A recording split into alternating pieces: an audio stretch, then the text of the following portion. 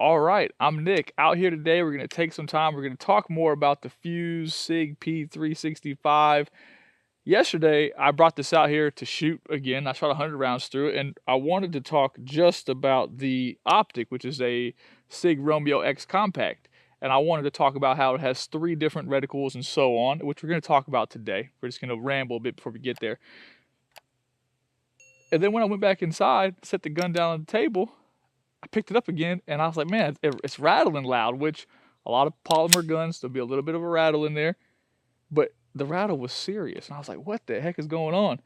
I couldn't hear it too great out here because I had my ear protection on, but I could kind of tell it was there, right? And I watched back on the video, and you could hear the audio, but the optic was loose. That's 200 rounds, and the optic was loose. So in all the past videos where I said something along the lines, hey, I felt like I wasn't grouping well. Hey, I felt like I was having a hard time finding the dot. I felt like I wasn't pointing the gun very well. No crap. The optic was moving. So how are you going to point the gun well if the optic is constantly in a different location? So things to consider. Some of the past videos may be a little skewed. Now, I didn't check this after I picked it up or bought it. The optic came factory installed from Sig. I expect it to be pretty darn good. I shouldn't have to go back over the whole gun. I shouldn't have to check 2 screws and see if they're Loctited. That's just blasphemy. Now, I'm not saying it's just Sig. It happens to all the companies. About 2 years ago, I bought a Kimber Super Jagger, whatever it is. It's their 10mm hunting pistol. I wanted to shoot a whitetail on the property with it. And it came with a Delta Point Pro. And that thing shot amazing, and then it wouldn't. And I found out after looking at it, taking it apart and tinkering with it, that the optic, one of the screws was stripped out. And only one of the screws, I could wiggle it just a little bit, and only one of the screws is holding it in place. That's a $3,000 pistol. Like, $3,000 pistol, beautiful, shot great when it shot great, and then it would just lose 0. So it's not just Sig. It happens to all the manufacturers. And that's one of the reasons we created the channel. I created the channel simply so I could take you as an average person who doesn't receive guns for free in the mail and buy it, purchase it, shoot it, and then show you the problems that we've seen. So far on this gun, we've had failure to return to battery, which we can say, well, it needed to be cleaned or lubed. Okay, no big deal. We had a light primer strike yesterday in the video when I was talking about the optic, which I just posted a short of, and I'll include that into a review when we're all done with this. And then we have an optic that was not torqued or incorrectly mounted from the factory. Those are 3 things. That's 3 issues. It's a little bit crazy. And now we're going to talk about the optic, okay? That's the update. We are 300 rounds into the pistol. Those are problems that we've had, okay? So the optic itself, I actually like a lot about it. Some things I don't like about it. And I knew this going into it. I like how it co-witnesses perfectly with these sights. It did a great job, and hopefully you can see it. It did a great job of getting everything lined up, everything as low as possible. A lot of pistols, it's mounted way up top. It's way higher than the iron sights. I'm not a big fan of that. I want everything to be as flat as possible. The lowest possible height over bore is important to me. Does it matter at 7 yards? No, but I still prefer it that way. A lot of times you're taking optics and you're putting them on and you need a plate, and then it just keeps raising it up until it's super high. Nothing works, right? You need suppressor height sights. I don't want suppressor height sights on a pistol that's never going to see a suppressor, right? It doesn't make any sense to me. So the optic, I like that. One thing I don't like about the optic, and is one of the reasons I always stick to an RMR footprint or an RMR, is you can adjust an RMR with a piece of brass or a bullet. Whereas you have to have a tiny little Torx wrench to adjust this and adjust the 0. I don't like that. If it's a bad situation and you need to adjust something, I don't want to need to try to find a piece of metal that's, this tiny, all right? It doesn't make any sense to me. So there are like 15 levels of brightness, a few night vision adjustments, but we don't need that. We're not worried about that right now. Shake awake technology, a lot of stuff like that. But really we're here to talk about the reticles, because the reticles are the most important thing to just about everybody who's ever going to see this video, all 7 of you, right? Very, very easy to adjust. You just hold the down button for 2 seconds and it'll automatically switch the reticle. You let go and there you are. Now I'll put a little picture right here. This picture shows you a 32 MOA circle with a 2 MOA dot in the middle. There's three options, which is the picture you see here, 32 and the 2, and then just the 2 MOA dot, and then just the circle. So we're gonna run a magazine through all of them. I did this yesterday. I know I'm partial to the dot. The optic was loose yesterday, so maybe my results and feelings would be a little bit different. So we're gonna start fresh, okay? We're gonna go down here, make sure my phone is on silent.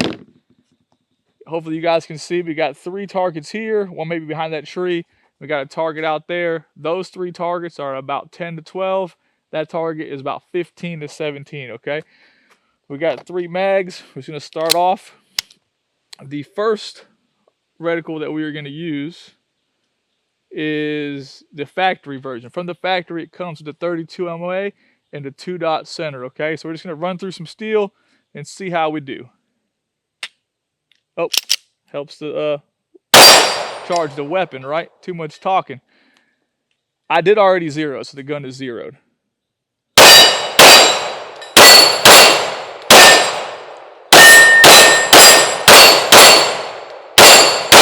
Oh, high.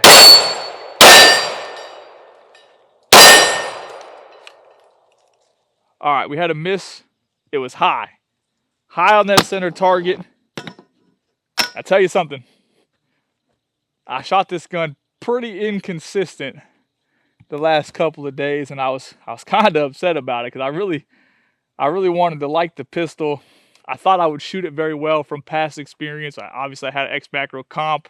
I shot very well, and I wasn't shooting it well, and it was really actually bothering me.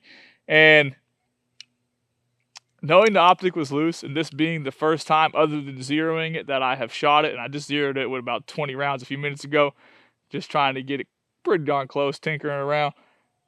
We have 1 miss high, and most of those are dead center hits.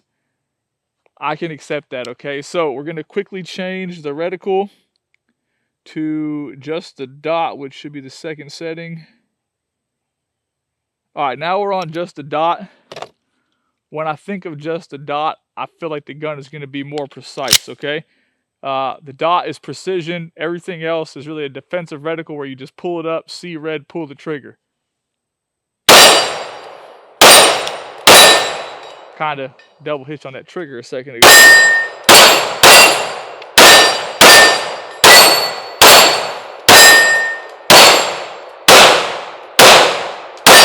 Going a little too fast there.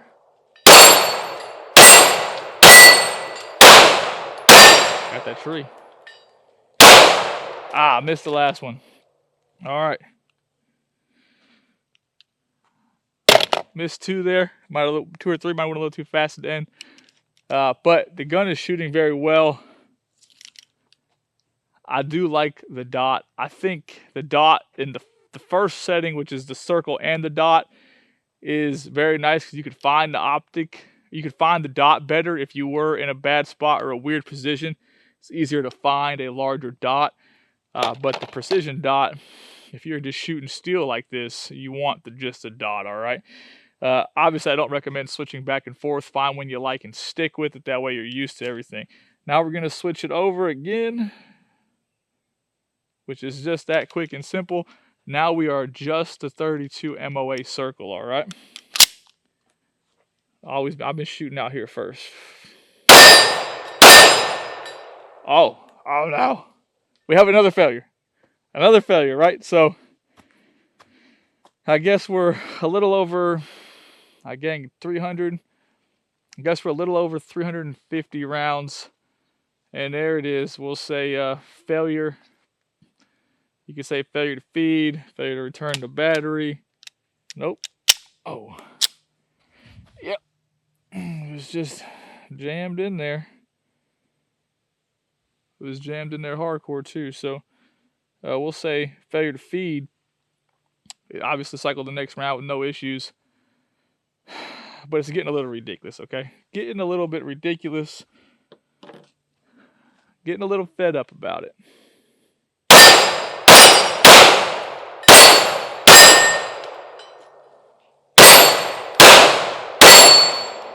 All right, so I just paused for a second there because I didn't think it returned all the way to battery. And that is why you shoot these pistols. You realize, okay, I don't have any faith in this pistol now. Like, zero faith. I could come out here with several pistols. I know I can pull the trigger every time. It's going to go bang. every single time. It's going to cycle around, chamber around, eject around, chamber around, no issues. And I just have no faith in it now.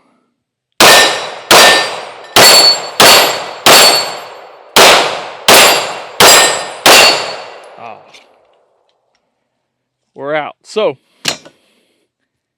we are still having failures.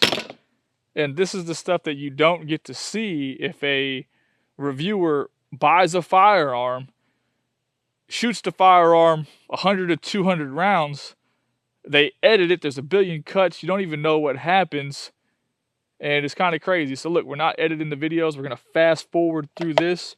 There's a little bit more ammo here. I guess real quick, let's load the round that didn't chamber. Alright, so there's nothing wrong with the round or anything. It just, at the end of the day, the round just does what it's told to do. And obviously, it wasn't told to go in the barrel. Alright, so, I'm going to load these up real quick, fast forward through it, and we'll do some more plinking with various reticles. Alright, we're all loaded up. There's 11 to 12 rounds in each of these two magazines. And I'm not saying anything negative about gun tubers who make a living selling and reviewing guns, okay? They sign contracts with companies that send them guns. It's an obligation. And at the end of the day, they are content creators. That's how they make a living.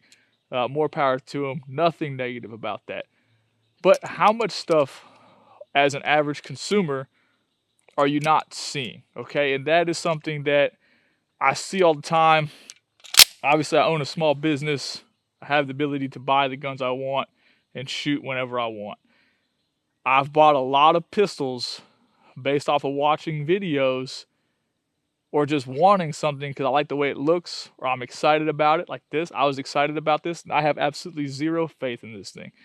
Something that's supposed to be a defensive pistol, something that we were comparing to an M&P subcompact or compact 2.0 3.6 barrel or a Glock 19, it doesn't compare. Both of those guns go bang every time I pull the trigger. This thing, we're 3 or 4 different malfunctions in, the optics come loose. If it's not reliable, what is it? What is it? A mediocre range toy? You're definitely not going to carry it just because it looks cool. Well, somebody might. I'm not going to. Let's get back to the first setting, which is the circle and the dot, all right? Let's go. Let's do a little bit of, we've been going right to left. I tend to go left to right a lot, so I'm trying to switch that up. Let's go 1, 2, 1, 2, 1, 2, 1, 2. Ah, fail.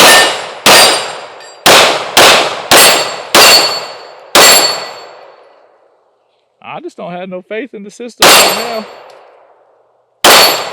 now. See, the thing about having faith in something is the moment you no longer have faith in it or no longer believe it's reliable, you start to fail yourself, right? It's mental. Like, sometimes I don't think it's going to go bang, and that's sad, but it's a reality. All right, we got about 10 left. Didn't do very well there. Lots of things on the mind. Was the optic going to fail? Is it not going to cycle? That's why we do it, right?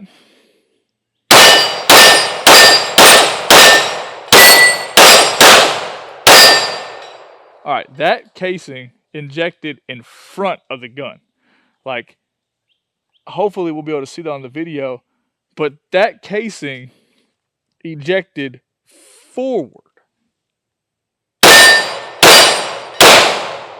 Those all went over there.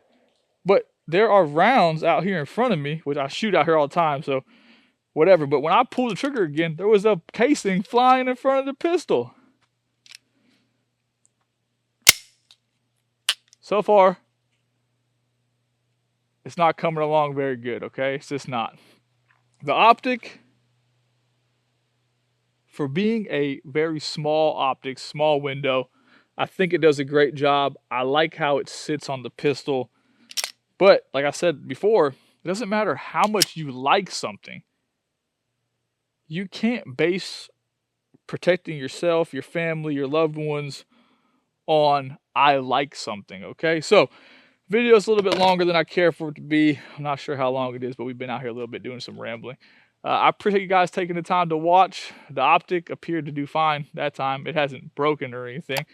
It coming loose isn't an Optic problem. That's a installation problem. So I appreciate you guys watching. Leave a comment below. Let me know what your thoughts are.